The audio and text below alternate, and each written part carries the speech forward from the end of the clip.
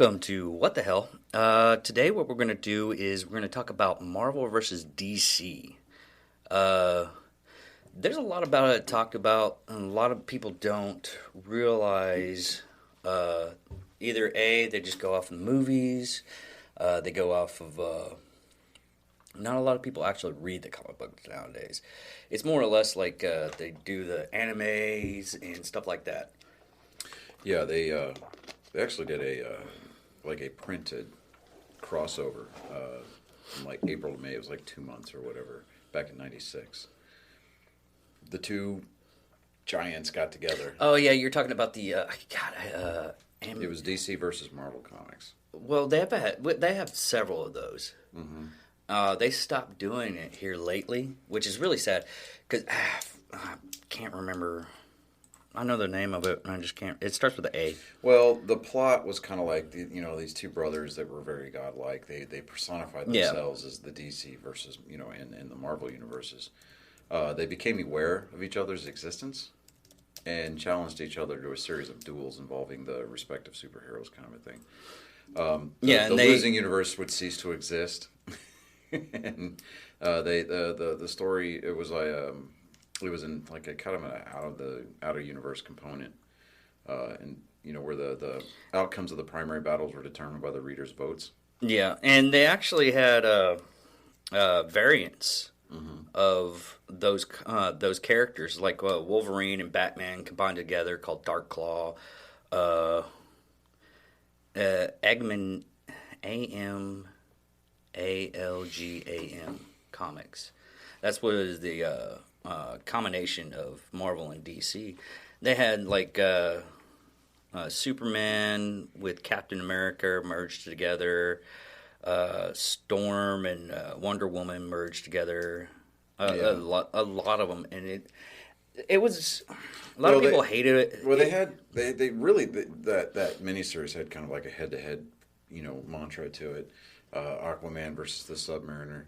Aquaman won that fight hands down because he had a whale land on top of the Submariner. Yeah, well, the whole thing about the Marvel versus DC, that comic, what it was is you just had to pin the person down. Yeah. There is even one thing in there where I think it was Wonder Woman versus Storm, and Wonder Woman ended up lifting up Thor's hammer.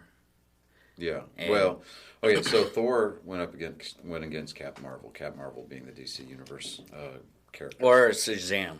Yeah, Captain Marvel, Shazam. It was the alter ego was Billy Batson. Yeah. Well, Thor, he caused Captain Marvel to change back to Billy, and when Billy went to go change back, Thor threw Mjolnir out there and intercepted the lightning that would have changed him back. Yeah. So that's how Thor won that fight. So, I don't know. That one, I'm a big fan of the fact that Thor won that fight just simply due to the fact that you're going against a god. You're just a kid who happened to inherit powers from some, like, creepy-ass old pedo, wizard. Well, depending on who's... And it's another thing is depending on who's writing it. Mm-hmm. Yeah. It depends on how good the comic is. Like... Jeff Jones, I really like his writing style. Yeah, because he did Shazam writing. It was kind of like a one-off, but it had like different It was a mini series with different episodes, but they were in the back of Justice League. Yeah, when it came out, the Tri-War or something like that. It was something to do with Pandora. Anyways, what happened with that is that whole... If you watch the actual Shazam movie, that's more or less what that comic book was. And that there was a little bit of variations in it, and it was just really, really well written.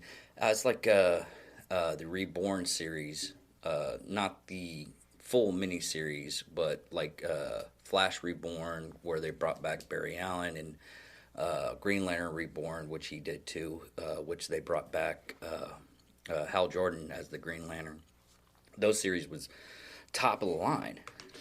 One of the best fights in that whole series, though, it was Wolverine or Logan versus Lobo. Yes. It was a huge bar fight. Most of it occurred off panel. Yeah. You know, so I mean, you had a lot of that automatopoeia out there, like the bam crash, you know, and it was. I think they used a lot of alliteration to it, you know, to kind of describe it, because you can't draw that kind of violence.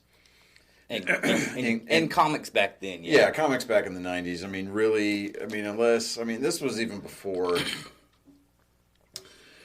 I mean, even before Image took off and did its thing, you still couldn't really get that graphic unless you were doing those like small independent studios, which this was not gonna. I mean, they wouldn't have been able to hang. Well, they would be. I mean, if you look at the Max series from Marvel, which was Jessica Jones, Daredevil, Luke Cage. I mean, the Jessica Jones ones, which if you watch the TV series Jessica Jones, that was more or less that. But I mean, even I think Joe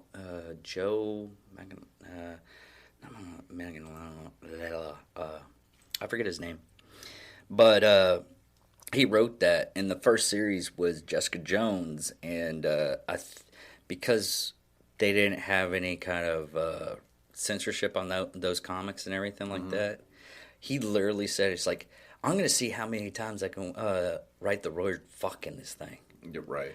And he did, and then after a while, they're like, "Dude, maybe tone it down a little bit. Just back it off just a hair," because almost every panel had like 3 fucks in it. Yeah. But that was another thing back in the 50s was the comic book code. Yeah. And what it ended up happening with that was this quack of a psychologist decided to say, hey, comic books are creating these deviants for little boys and everything, because back then boys read comic books more than girls did. And what it ended up happening is instead of having it be censored and everything like that, they decided to create the comic book code. Well, yeah, it was like a morality thing. Yeah, right. And I mean, basically, yeah. So, I mean, I get your point, but with that comic book authority or whatever it was, you know, they this isn't immoral, this is moral, this is okay, this is okay. It was just censorship, and under a different name. That's all that it was. And you talk to the editors, you talk to the writers, you talk to the artists of the day, and they all knew. You had to get this. I mean, they had to come up with sneaky ways to get past the censors. Yeah, and I mean, a lot of that came out. There's one who was just like a telephone call or something like that. Well, a lot of the authority code or the comic book code came out during the Red Scare of the 50s. Yeah. So, you know, everybody's... Was it McCarthy? Yeah, McCarthy, yeah. So, I mean, a lot of people were just like, they were scared of the commies, they were scared of the Reds, and it's like, the Reds are infiltrating our children via the comic book industry, and it's like, and so it... Well, he even backed off in the 70s and said he was wrong. Yeah, he did, but that comic book authority code was still in place. Yeah. And I think that was in place I want to say until like the late 80s, early 90s. No, it was late 70s. What happened? 70s? Okay. Yeah, what happened is... I know why I remember seeing those on the covers as those kids, because my dad had tons of comic books. I used to just read all of his issues. Yeah. Well, what happened with that was, it was literally them saying, hey, we want to stop drugs and everything like that, write it for kids to do anti-drugs, and they did it. They tried to do it with the Spider-Man because of the comic book code. They couldn't put it out, so they just wrote the issue as a non-comic book code. But what's really sad is DC did it, and they didn't do it with the comic book code, and that issue to this day is for its time was really weird. Yeah. And really pushing it forward, because they basically Speedy, Green Arrow's protege, basically got addicted to heroin. and they implanted the whole thing, and Green Arrow was just offshot, and it was Green Lantern that came in and said, "Hey, maybe you should do something about this. I mean, look at your views and everything." It was a very well written comic. Yeah, and Marvel kind of their approach to it, from what I remember, their approach to it was not issues per se, but more like PSAs.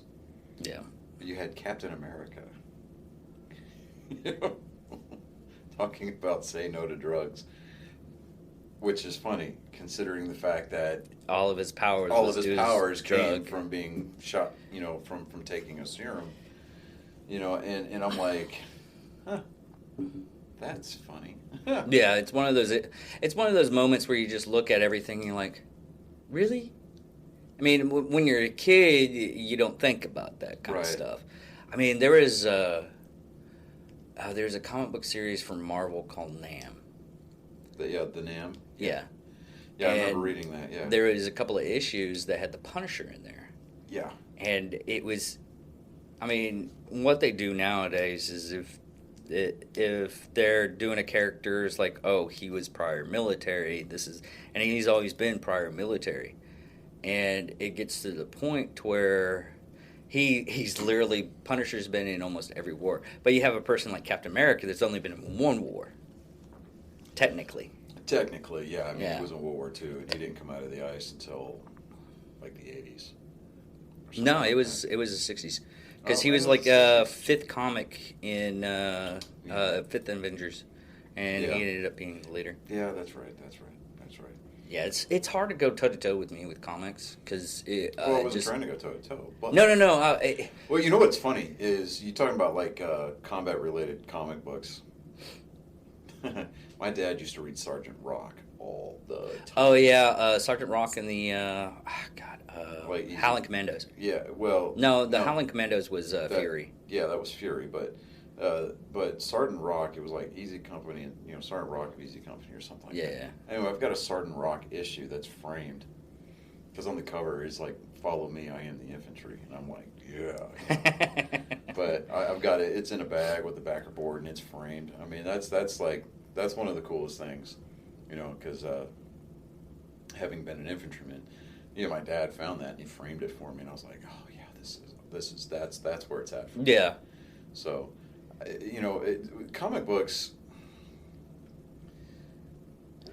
is, you know, the way that the comic books relate to everyday, like, social issues, and you know, people can identify with basically anything that's in a comic book. Yeah. And I think that they're written that way. Actually, you know, with the way that they connect on a such a wide and diverse base. I think it was done kind of incidentally, because the way that the writers were approaching it, especially in the 60s and the 70s, and then going on into the 80s, they started to write these characters to reflect the social issues of the time. Yeah. And they were really trying to offer a more of a neutral kind of a viewpoint of how to view, you know, of how to look at those things. I mean, obviously, you're going to have things like Captain America, very patriotic. But you ended up having like something like to the extent of the X-Men, where it was going against civil rights, or not going against civil rights. It was more of a civil rights statement. Yeah, they really were, and to an extent, they still are. So yeah. Now, I mean, when we get into things like the MCU, you're going to start seeing that more and more now, especially because they reacquired the rights to 98% of their property. Yeah. Specifically the Fox. Yeah. So when they bought out 21st Century Fox, they got all of their X-Men back. They got Fantastic Four. They got their Fantastic Four. I think there was like one other smaller property that they ended up giving back Daredevil before the thing beforehand. Yeah. But like with now that they're trying to figure out a way to introduce the X-Men story arcs into the MCU, I think if they can. I think we're gonna, because Phase 4 is supposed to be like a really small. Well, not really small in a way. Most of this stuff is going to be TV series from Disney Plus. Yeah, well, I mean, they're doing a lot of that just based out of just pure necessity. So, because of the whole It's so funny. life will find a way. Okay, so I think that they're doing a lot of the Disney Plus stuff for the MCU just based pure out of necessity because Hollywood basically shut down while everybody was freaking out about a 99% survivable pandemic. Yeah, as long as you don't say the words to it, we won't get banned. So. Oh no, I won't call it the Wuhan virus at all. So, but anyways, this is a comic book show, not a political statement show. Yep. But I think that the smaller screen stuff, like your Scarlet Witch, Falcon and the Winter Soldier, which I liked both of those series, by the way. Oh yeah. Scarlet Witch really kind of it set up Doctor Strange in the Multiverse of Madness, which is going to be the second Doctor Strange movie coming out. And they brought back the Darkhold. Yes, and so and Agatha Harkness. I mean, they kind of tweaked with the character a little bit, but at the same time, I think they really kind of added a new dimension to the character. Yeah, she was one of those smaller, kind of like B team bad guys. Well, that's a lot of things on the Marvel side of the TV series, or just movies in general. A lot of people, everybody's heard of Iron Man now, but back then, Iron Man was a JV guy. Yeah, it was B. Mm-hmm. It was, they did a lot of the B stuff, and everybody started hitting it up. I mean, the only one that was like really big was the Hulk, and they trashed it the first time. Mm-hmm. And the second time, Ed Norton actually did a really good job, and a lot of people were freaking arguing to the fact that they didn't. I was like, no, it was actually really good. Yeah, I mean, with the Ed Norton version of the Hulk, yeah, I mean, I liked the movies. They could have done a little bit better of a job with it, and I think a lot of that is because, if I'm not mistaken, the Hulk property was still owned by Fox at the time. Universal. It was Universal because those were Paramount movies. So they really couldn't do a whole lot as far as like the backstory. They couldn't really use that as the catalyst for the MCU. So that's when Marvel came in and was like, you know what? Let's go with Iron Man. Let's see if we can get this because I mean you look at it. Like, the way that the comic books themselves are set up, all of their funding came from Stark Industries. Yeah. Anyway, so it just kind of seemed like the other thing about those movies is there was a lot going against them.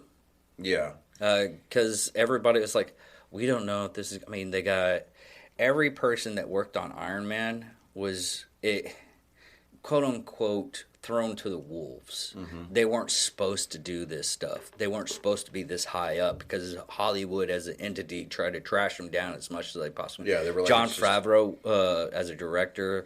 They were like, oh no, he sucks. You can't use him. Robert Downey Jr. Oh, he's trouble. He has a bad past and everything like that. Yeah. But they showed up and they literally. If you actually look in the back thing and they took it. No, what's even funnier than that is they didn't even have a script. Most of that stuff was improv. Yeah. It literally showed what they were doing. They were doing everything as a fly. Yeah.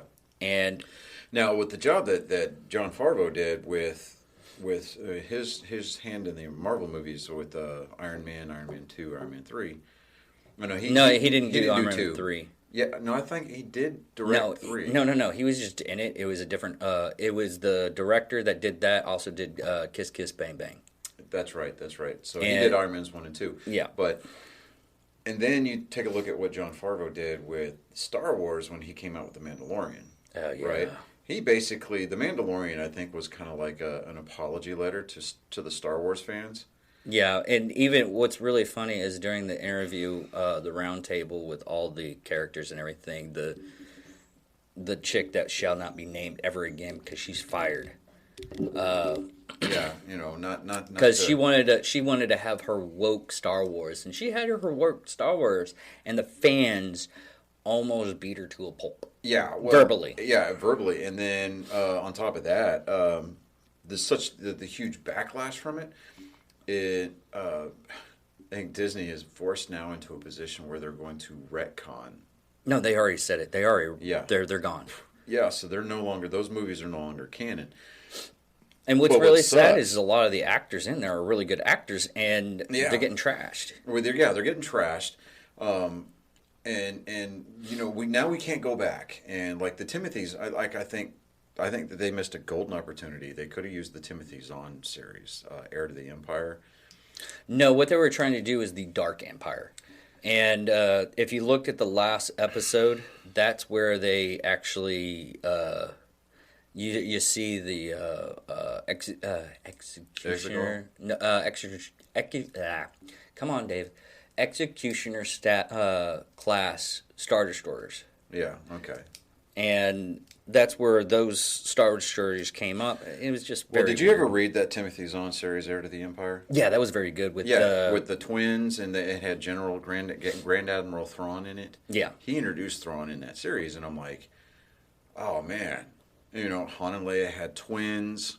Yeah. It wasn't one of these.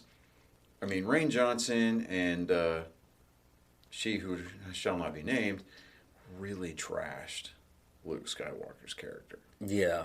And you always see these like clips, these videos that are out there floating around now, where like the last take that Mark Hamill did as Luke Skywalker, that he's crying and he's having to be consoled by the crew. And they're like, oh, it's the last time he knew it was the last time he's ever going to be Luke Skywalker. It's like, no. And and he came out during the Last Jedi, the press tour for the Last Jedi. He came out and was like, look, they killed my character. I mean, they ruined Luke Skywalker. But Jon Favreau and Dave Filoni brought greatness back in the last episode of Mandalorian. If you haven't watched it, spoiler alert, I don't care. Yeah, I mean, when Luke Skywalker comes in, you have time. You've had time to go and watch it. You've had time to sit down. And oh man, I was geeking out to the point to where I mean, you could have shot me like 15 times and I would still be going. Yeah, me and my boys were sitting there watching. Dude, I got goosebumps. Oh yeah, me too. So me and my boys are sitting there watching it, and it's like it's like, oh, a single X-wing, and I'm like, huh?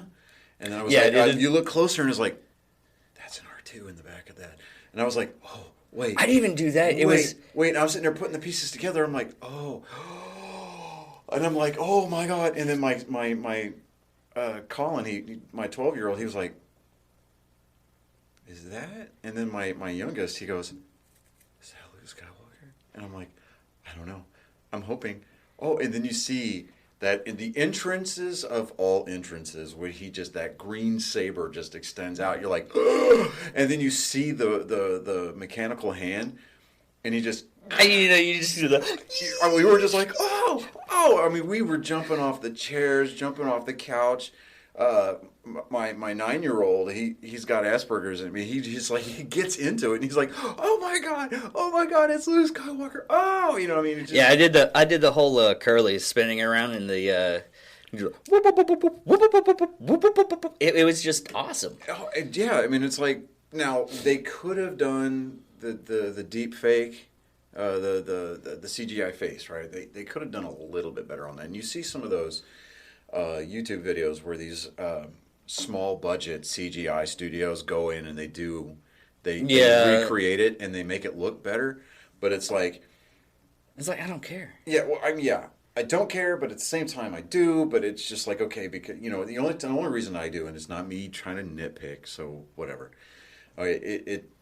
You've got these small time studios that can do twice as good of a job, but then you've got Disney with an app and some still, and some still capture video, right? Then you get Disney, a multi-billion-dollar. No, it's even giant. sad. They do the deep fake for a lot of stuff, except like the whole thing with Justice League when it first came out with the mustache. Yeah, and you have people that were doing it with the deep fake app. Yeah, and it's like 1,000 times better. It's like, really, guys? Did you really have to drop the ball that bad? It's like, the only reason, I mean, you can't even say. Now, to be fair, the Zack Snyder cut of Justice League, they went in and they cleaned up all of that. Oh, it's so great. And yes, it made was, so much. The whole storyline made. Yes, and you know, honestly, if they would have released the Zack Snyder cut, they could have done that in 2 different installments. They could have done like an Infinity War game type setup, and it would have. I mean, it would have saved the DCU. It really would have. Yeah. As far as cinematically is concerned. Now,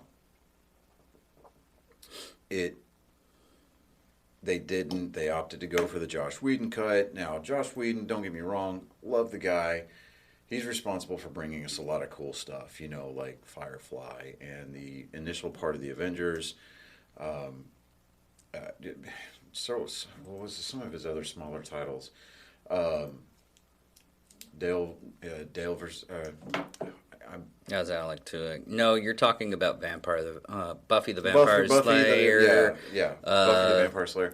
I mean, Joss Whedon brought us a lot of greatness. Yeah. But he needed to stay out of the DCU because DC. He's more of a Marvel fan. That's the reason why I didn't really want him to. Yeah, and see, Zack Snyder's more of a DC guy. Yeah. Now, because he brought I love the Marvel Universe. Don't get me wrong. I am a huge fan. If I had to pick one over the other, I'm going Marvel all day long just because of the writing. See, I can't even do that. Well, because comic books mean like that is like, oh, let me crack? back up.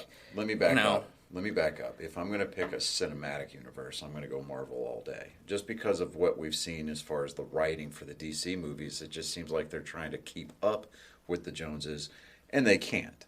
Yeah. Because Marvel Studios set the standard, and they ran with that juggernaut. I mean, they just bulldozed over everything, and they've rewritten the expectations and the standard for superhero. Man, I totally forgot Deadpool. Yeah, they brought back Deadpool. Yeah. Okay. Sorry, so, I just. But but as far as like the movie, the cinematic universes are concerned, I mean. Well, I had a theory back in the day. Because hands down, my favorite superhero ever. Okay, as far as comic books are concerned, my favorite one always and forever will be Superman. Yeah, same here. And my Superman, my Man of Steel, will always be Christopher Reeve. Oh yeah. And to an extent, you got Christopher Reeve, and I actually enjoyed Brandon Routh. Oh yeah. As Superman. Superman Returns. The writing could have been a little bit better. No. But the storyline. It was Bryan Singer that was just. I hate him. I really do. He's the guy that he was. Yeah, he was the guy responsible for screwing up the X-Men, for Fox. But yeah. And you didn't get Wolverine to his greatness until you got to Logan.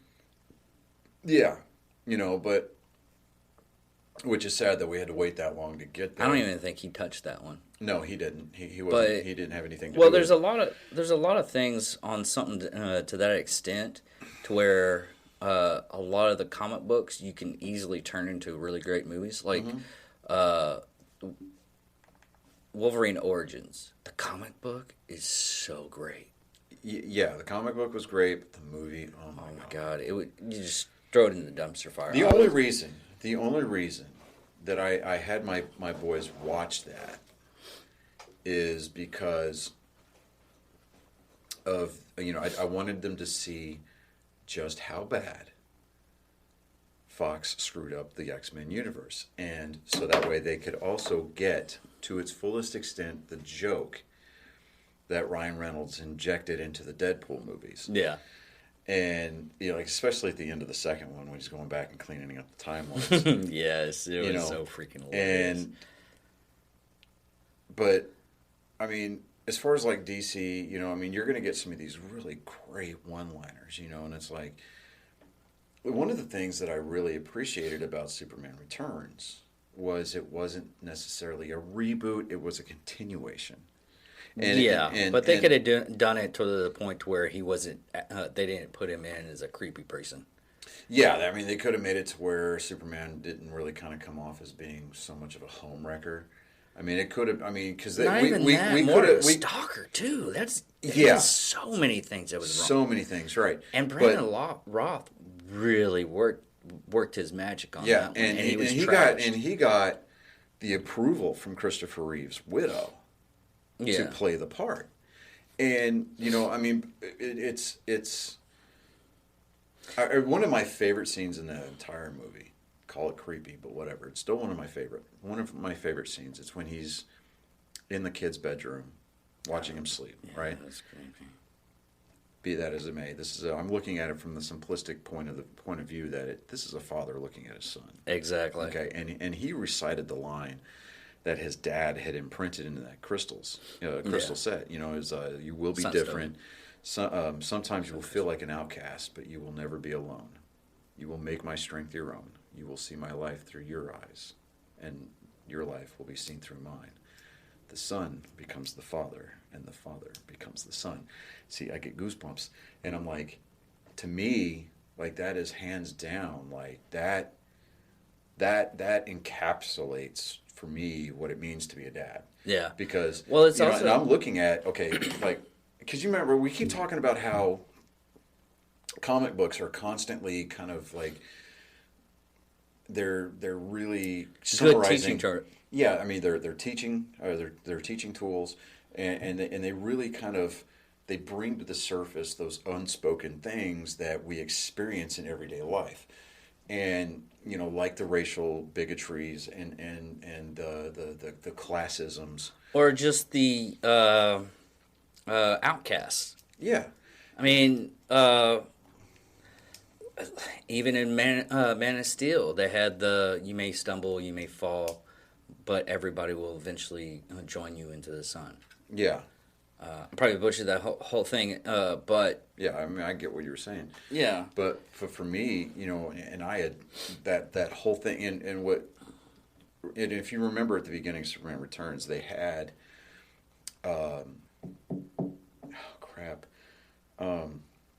a lot of Marlon Brando stuff. Marlon Brando, thank you. Yeah. They dubbed Marlon Brando's part of that dialogue, reciting that same line into the beginning of the movie, and then when you see Krypton explode, and well, they also did a lot. They used a lot of the stuff that they chunked in the first two movies because Richard Donner did both Superman 1 and Superman 2. Yeah. And they had the Donner cut in the second one. And which I thought was like great. Yeah, it was still good, but it was just cut because they didn't want to spend that much money, and it's situations like that. A lot of the time, it just comes down to the brass tacks of money. Yeah. Now, I say I love Christopher Reeve, love him to death.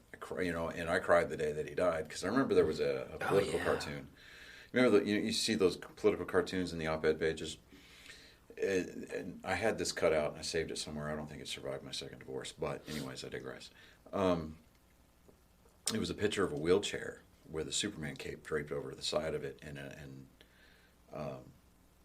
somebody flying off into the distance with angel's wings. And it said, "You'll believe a man can fly," and it had the epitaph goosebumps page, right there. Right, and I'm like, man, because I mean, it's like I'm sitting there going, I might tear up a little bit because when he got into that horse riding accident, I'm like, Superman's not supposed to get paralyzed. Oh God, yes. And then when he died, I'm like, well, even that episode of Smallville where he showed up and you hear the Superman theme music in the background, the original. Yeah, and you're like, oh yes, yes, exactly, yes, he's back. Yeah, and, I mean, it made you feel that he was back. Yeah, and it's just stuff like that from your youth that you bring up. Because they don't play the original Superman theme in Man of Steel. You get that whole kind of weird, clunky, semi-electronic. That was really the real thing that I really liked about the Joss Whedon Justice League. Wasn't the fact of that whole movie was it was all right. I still watched it a couple of times, but it was that scene where he comes in. It's like if you want to talk about justice or truth, if you want to come in and talk about truth, and you hear the Superman music from the 70s, and he comes up, and you're like that at that moment. That was the moment for me, because it was like okay, I'm getting my childhood back. Yeah, and I mean, And for even me, what did it for me was in Superman Returns, right? That scene where the plane is coming down and he's slowing it down before it crashes, and he sets it down in the middle of that baseball diamond, right? mm-hmm. And like you hear the music, the dun dun dun dun, you know, that big build up, right? Yeah. That John Williams original score. Yeah. And then when he sets the plane down and he goes inside, right? And you hear the nostalgic throwback, and he's like, he goes, "Ma'am, are you okay?" He goes, well, "I hope this isn't sworn any of you off of flying, because statistically speaking, it is the safest way to travel." Yeah, yeah. And you know, and I'm like, and then he comes back out, and he's just kind of floating there in the doorway, and you see the camera zoom in on him. He's on the jumbotron. People are going fucking nuts, you know, and I'm sitting there going, Superman's back. And then you see Lex Luthor, and okay, I have to address the elephant in the room here now, because even though Kevin Spacey has done what he has done and has been basically blackballed from Hollywood, next to Gene Hackman, he was one of my favorite Lex Luthors. Yeah. Because he could play that role. The only thing, okay, as Lex Luthor's goes, and this is just my opinion, you'll probably strike me down later on, we'll be off camera and you'll beat the crap out of me. But in my opinion, though, the two best Lex Luthors wasn't Gene Hackman, he was up there. Kevin Spacey, he was up there. But it was really Mark Rosenbaum that did it really good. Now you're talking, yes, okay, so he did play a good Lex. He made Lex personable, you know, but that's one of those multiverses. So while Smallville did its thing and it was very successful in doing its thing, without even realizing it, it gave Marvel an opportunity to introduce their their Flashpoint crap, right? Because it's DC, but yeah. Yeah, well, yeah, I'm at DC. Well, anyways, so Smallville, alternate universe, Supergirl, alternate universe, Flash goes to any fucking universe he wants, and he created Flashpoint, and then, you know, and it's just like, to me, the whole multiverse thing, it really kind of just, maybe, and Marvel's going to start messing with it, and I'm like, to me it makes me cringe, because I'm just like, look, we've got, yes, we can acknowledge that all these multiverses exist, right, and that's great, fine, whatever, but let the stories play out within those multiverses instead of trying to merge everything, because then it just gets watered down. Because for me, at least, I stopped watching The Flash on the CW because it just got too convoluted. They watered it down. Now Barry Allen apparently is running out of Speed Force, and so he can only go out on certain occasions, and I'm like, you know, I mean, it was just the whole... Well, they have to give it some... I understand because of the writing point of it and everything, they have to give it some kind of obligation so they're not, like, super powered and everything like that. And that's the only thing about series like that, is eventually you're going to run out of stories. The only show, hands down, there's only two shows that hands down that... No, it was only one show that, hands down, that didn't run out of material and kept it lively, was Supernatural. Yeah, Supernatural. Yeah, definitely Supernatural. What universe did that exist in? It was more or less I want to say DC only because it's a Warner Brothers property, but I almost wanted to say like Stargate. SG-1 did, but... Oh, and they're bringing Stargate back. It's called Stargate Revival. Yeah. They've already got Amanda Tapping on board. I think they're going to go out and get the guy that played Teal'c. Yeah. And they're talking to David Spader to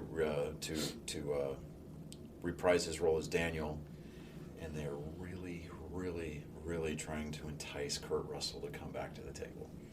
That would be interesting. I would love that. Kurt Russell he's one of the greatest actors. Yeah, in that role, very intense.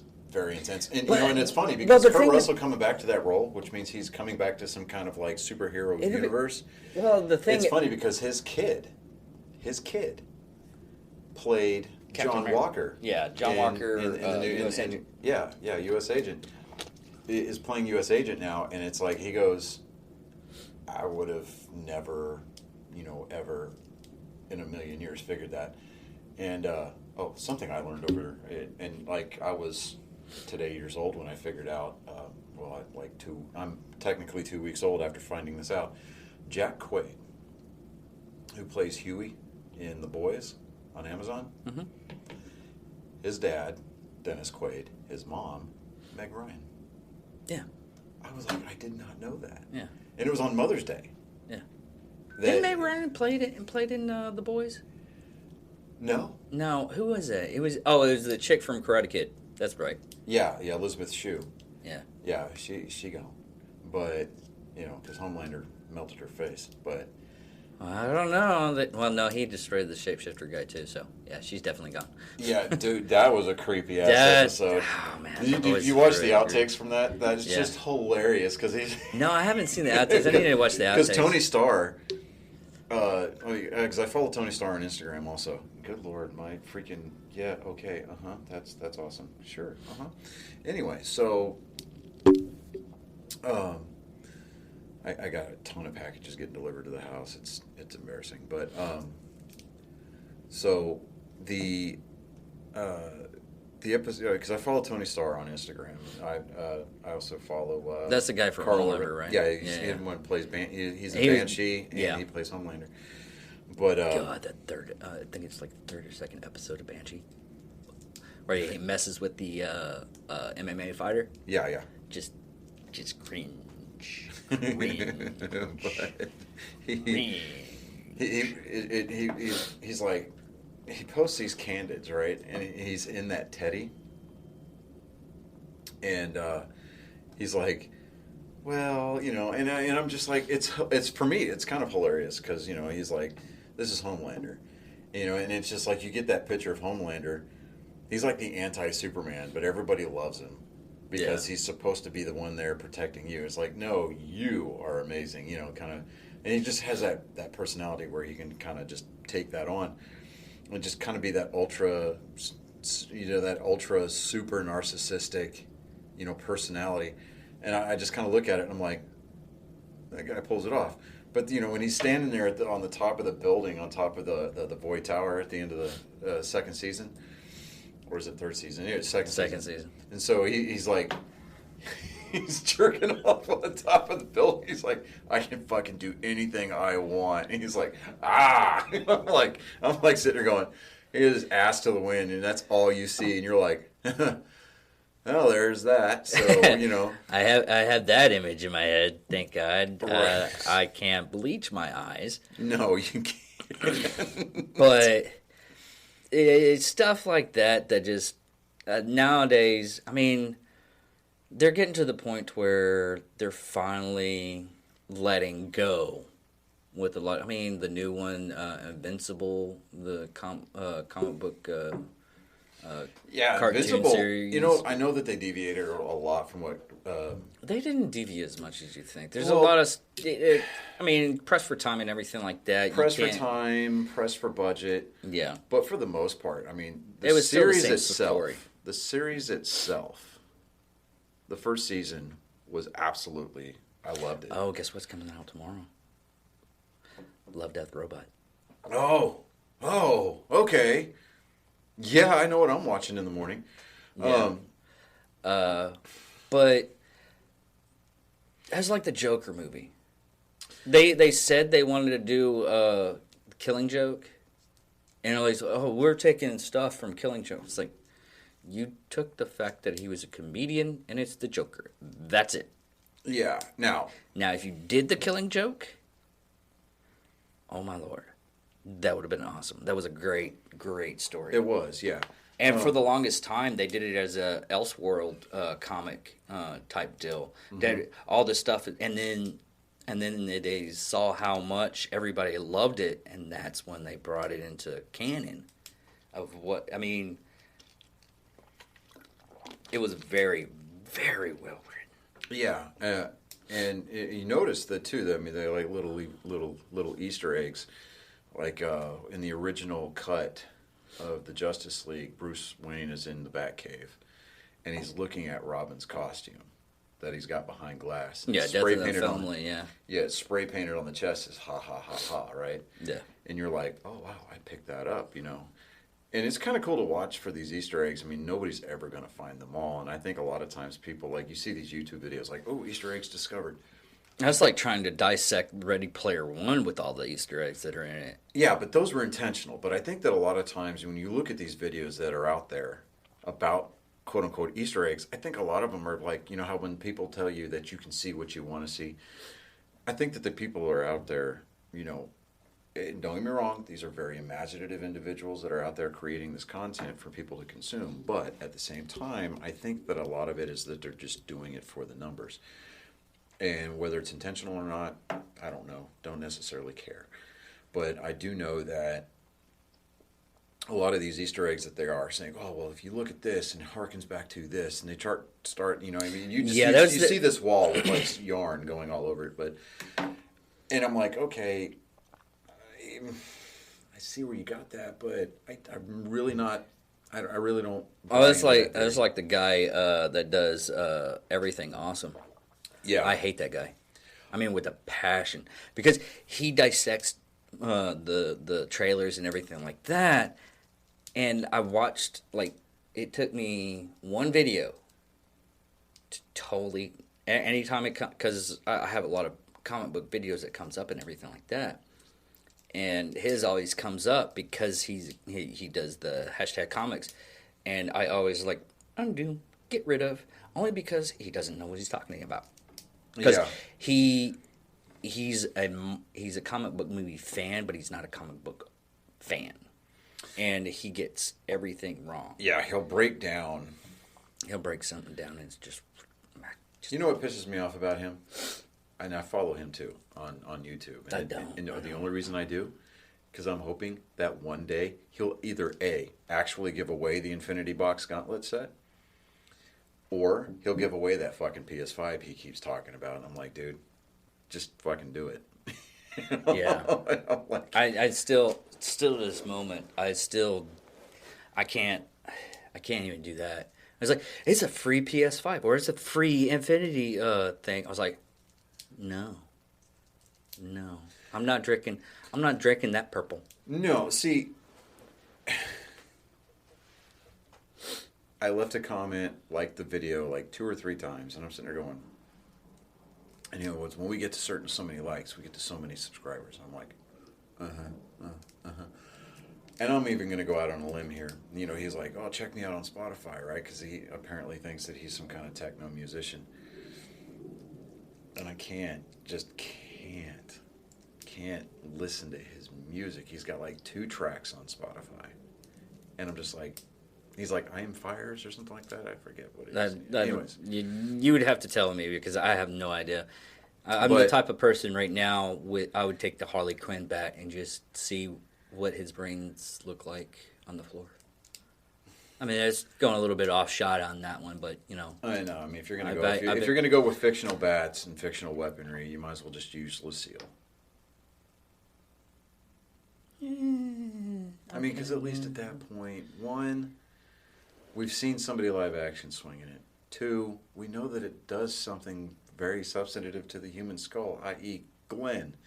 Yeah. I mean, when he got done with Glenn, he looked like Sloth from the Goonies. Yeah. You know? Yeah. And everybody is at home going, "Oh my God, I can't believe they showed that!" Like, don't act like you're being taken aback. I seen what you've cheered for. You know, yeah. It's like really this time. Yeah, that's where the line is. Come on now, but it's almost as bad as watching Grim Prairie Tales. You actually seen that? You know how many people I know have never seen that movie, and you just have to watch it. It's James Earl Jones is in it, and there's a scene in there that got me to stop having sex with anybody for about a year and a half because of that scene. I was that afraid. Of course, I was a little kid and everything. Like, well, I was a teenager, but still, it was one of those moments. I mean, wow, just wow. Sometimes you just got to go. They did that. Mm-hmm. They did that. Yeah, they did that. But I guess we can stop it from this one. Next one, hopefully next week we get what's the charity organization that we're doing next? Yeah. So kind of on a closing note here, I have just become the co-chair for the Executive Action Committee for Rally Point, or for the not Rally Point, rather Rally Project. And we'll put the URL in the comments. Well, actually, I think we might even attach it to I can put it up on. Yeah, we'll put it on the main page for the Facebook and everything. Yeah, like main that. page for everything. So it's what it is. It's a nonprofit, and we assist veterans, law enforcement, first responders, that are coming off of duty, alpha active duty. They're still on active duty, that kind of thing. Kind of like Rob O'Neill's, but it's Rob O'Neill's is only special forces. Yeah, well, I mean, whereas his is just SOF guys. I mean, this is basically for everybody. So, yeah. We're going to start. I mean, we're branching out here into our area here in Wichita Falls, Texoma area. So, what we're trying to do is we're gonna look at different projects that we can get behind. There's one that I really, really liked whenever we talked to Doug Pruitt, who is the CEO of Rally Project. He was up here yesterday. I had you FaceTime with him for a little bit. Yeah. One of the ideas that he proposed to us was a Whiskey for Warriors, and it's a fundraising event, right? Where we go to like Wichita here, right? And we pay like $50 a ticket to get in. We do it over the course of like 3 or 4 nights. And it's a whiskey tasting, basically, right? Yeah. You get all these like small independent breweries and distillers and stuff like that will submit. I got a couple of them that I could probably I could talk to. Yeah, well, so what I want to do is what we'll do is we'll get.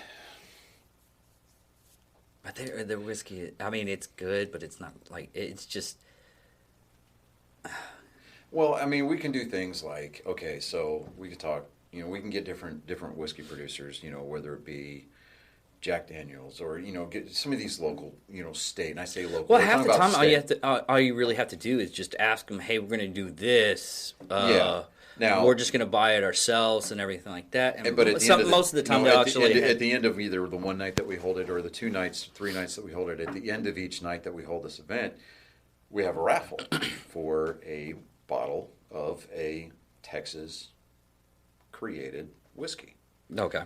And I mean, we're going to see some of the, and this is all like very up here in the headspace kind of thing as far as the planning stages are concerned. But what we're going to try to do things like get involved with the Hotter Than Hell committee, try to set up like a ruck division for the Hotter Than Hell 100.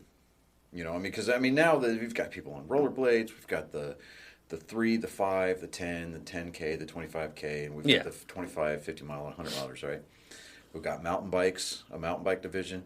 Why not have a rucking division? So we can get Go Ruck involved, kind of a thing, just to say, hey, there is an alternative to people who don't have bikes but still like to get out and get active. Yeah, because some of those bikes are like stupid, ridiculous, expensive. Yeah, like $4 or $5 grand for a bike that weighs as much as this glass of tea. Yeah. And how is that? I just noticed that this you went to HTO. that Oh, dude, this place is amazing. I got the Georgia Sweet Peach tea. Fucking love it, dude. Okay, cool. Yeah, and then like they've got like happy hour. It's like half price drinks from like 4 to 6 or something like that. Okay, I'm gonna have to check them out after my interview. Yeah, it's right over there across the street from where Blue Cross is. Yeah. But another thing on that, and what a lot of people don't understand is the dissociation that you get when you, especially, I mean, this is what went in my military career. Yeah. That I was talking to a senior master sergeant of 24 years, and dude was bawling on me because he didn't know what he was going to have to do when he got out. And it's that kind of disassociation that you get whenever you do something for so long. That, I mean, it could be, being a cop, being a detective, being a fire department. Yeah, you lose. And it's a lot, even when you're in a company. Yeah, you even the best way to describe that is an identity crisis. You lose your identity when you come off of active duty. You lose your identity coming off the Well, it's police just force. coming off of anything. Anything. You identified as being that for so many years, and especially with like the law enforcement, first responder, military communities, even firefighters. Also, it's like you train. You get this muscle memory. You get this mental memory. I've known people that as soon as they get out, a friend of mine, that my brother-in-law's neighbor.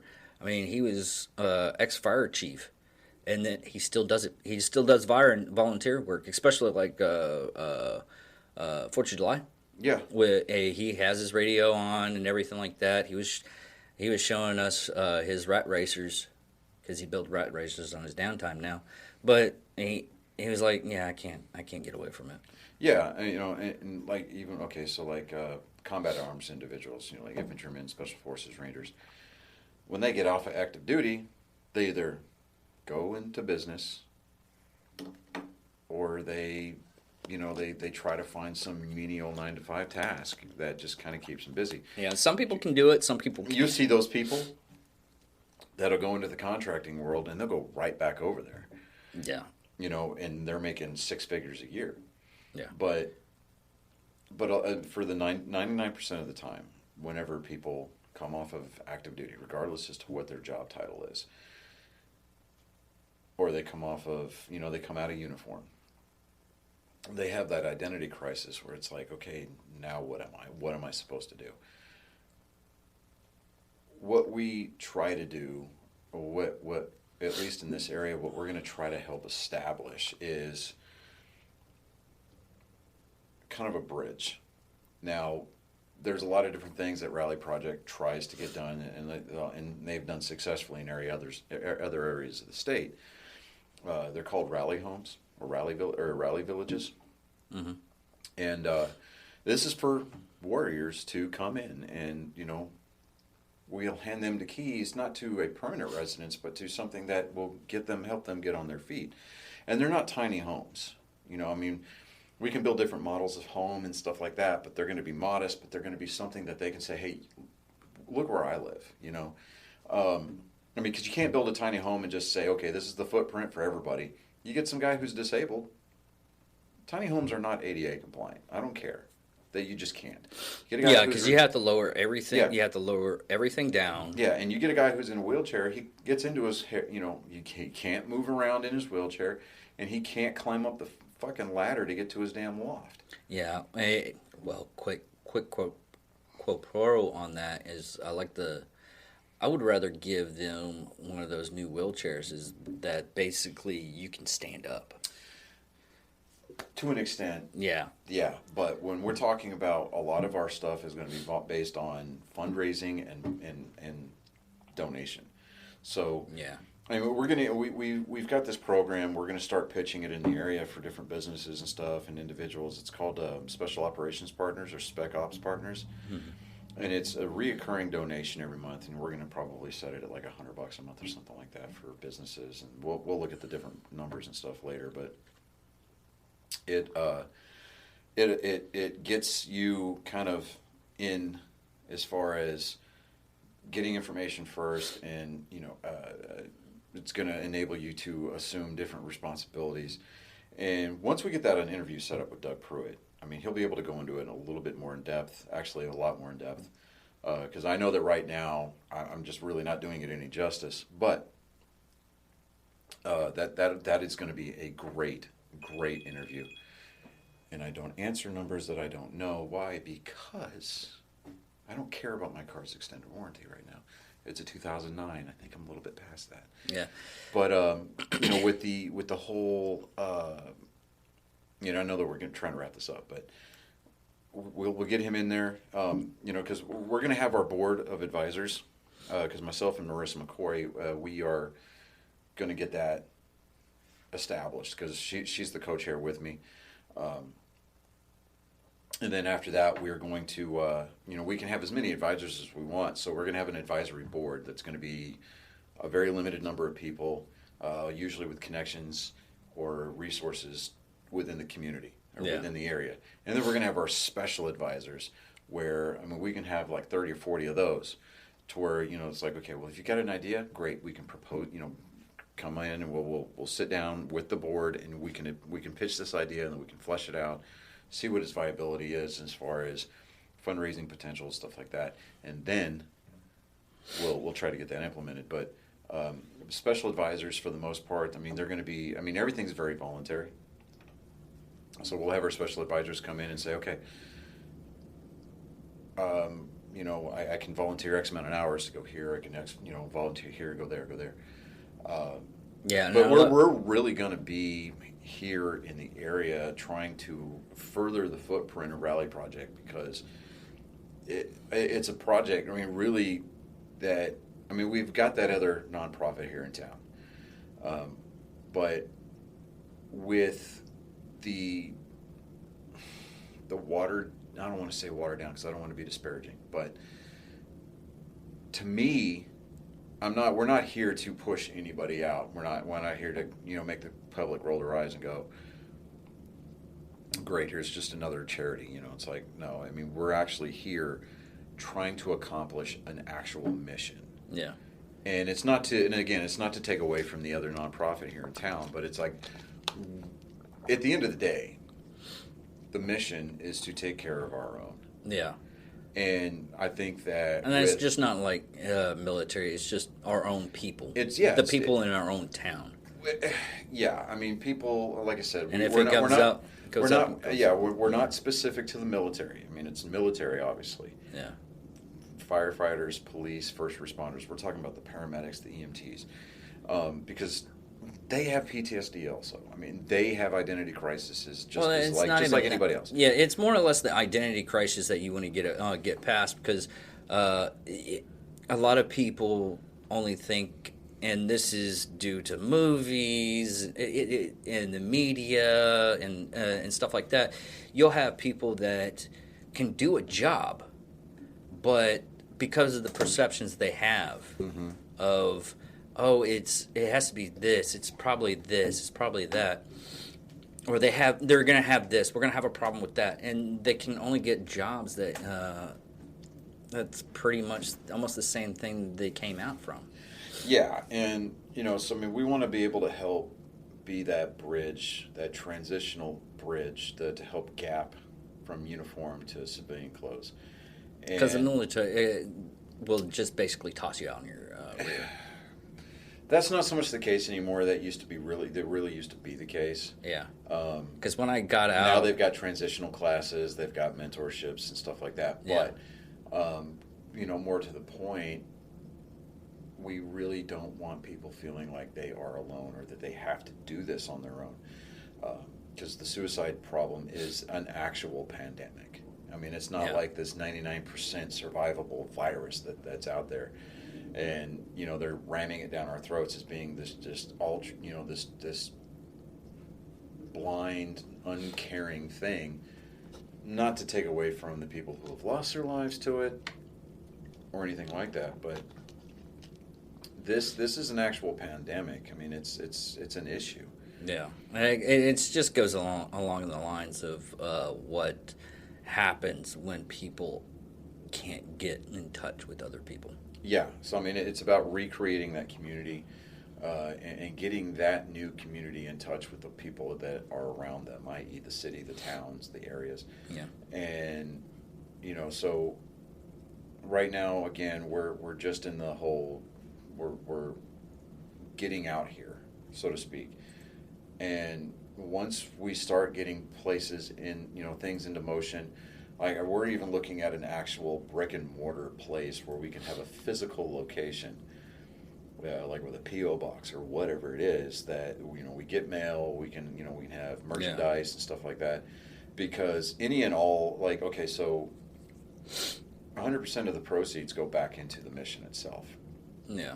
And so when I say 100% of the proceeds, after all the bills are paid,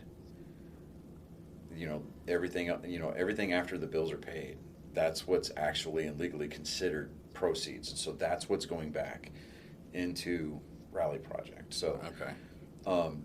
That'll help us to plan and, initiate functions like a gala where we try to dip into the pockets of the higher society in town. Yeah. We'll be able to rent out, facilities like Wichita, or have like a really good event. I mean, yeah, because that stuff.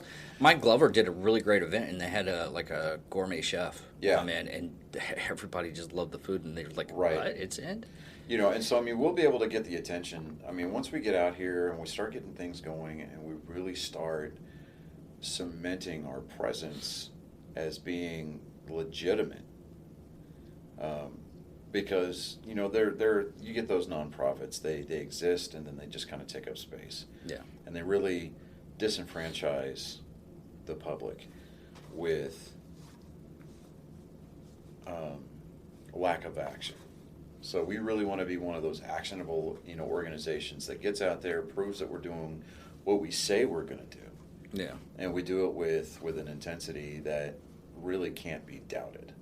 So on that note, I really don't want to spend a whole lot of time on that because we are trying to wrap it up, and we've been trying to wrap it up for the last 15 minutes. But, yeah, we ended up doing that a lot of times. It really sucks. But anyways, yeah. So we'll get Doug Pruitt on here via Skype, or we'll get him in here in person. But yeah, either way, it's definitely it's funny because he was like, not to brag, but he knows Evan like personally, and they exchange texts, right?